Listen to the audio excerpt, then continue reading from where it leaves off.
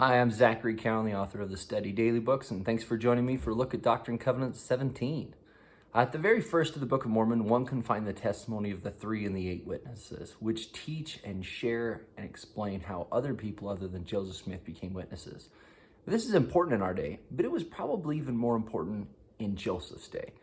In fact, on the day that it happened, Joseph's mother and father were visiting the Whitmer farm with Martin Harris. Martin had gone off with Joseph, Oliver Cowdery, and David Whitmer to pray about whether they could be the 3 witnesses. And when they come back from that experience, Joseph flings himself down by his mother and father. And he says, "You don't know how happy I am. I am not entirely alone in the world. God has caused other people to see the plates and the angel, and now they will have to testify that I'm not deceiving people. I am so happy."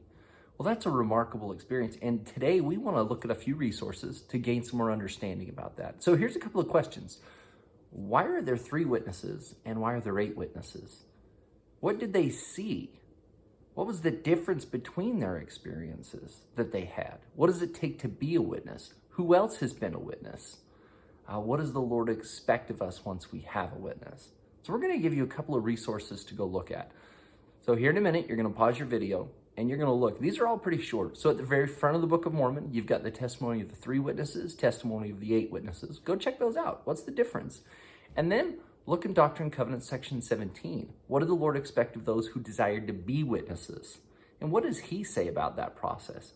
As well as check out Saints Volume 1, Chapter 7, pages 73 through 76. They have a narrative of that experience, both of the 3 witnesses and of the 8 witnesses, and we'll show you how to get to that. So go ahead, pause the video, and see how many of those questions you can answer about the differences of the witnesses. See you in a minute. Hi, we want to help you be able to locate Saints Volume 1. So here's your Gospel Library app, and you're just going to come to the home page, and you're going to go right here to Restoration and Church History. When you click on that, you're going to go ahead and see Saints Volume 1. When that pulls up, you want to go to Chapter 7. And so you can scroll down through them, My Fellow Servants, right there. When you click on this, there's pagination numbers off to the side. You can see that we were there's page 66. So you want to go down to page 73. On page 73, it starts with the experience of the 3 witnesses and then moves into the experience of the 8 witnesses right here as Joseph Smith and his friends finish the translation. All right, have a good time, go study, and we'll see you later.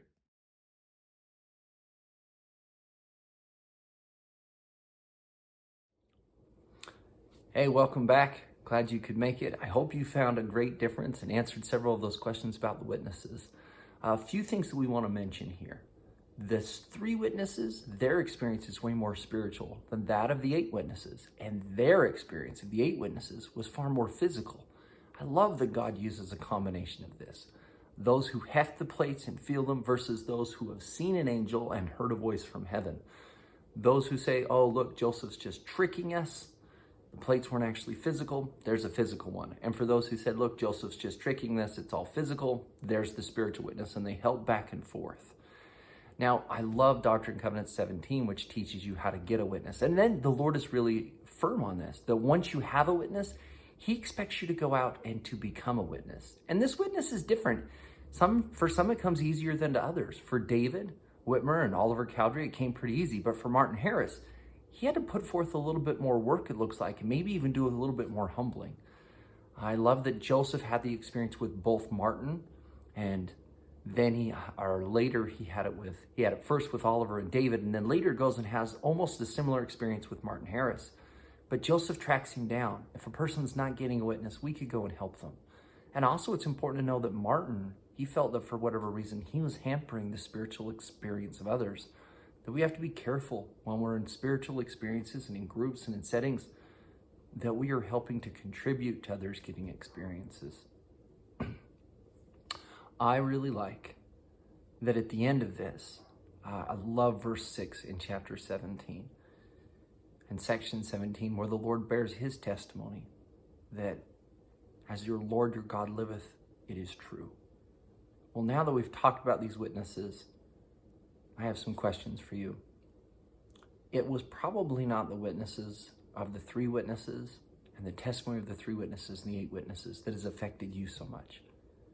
Who is the person who their witness of the Book of Mormon and the gospel and Jesus Christ changed you? Who did God prepare to bless your life?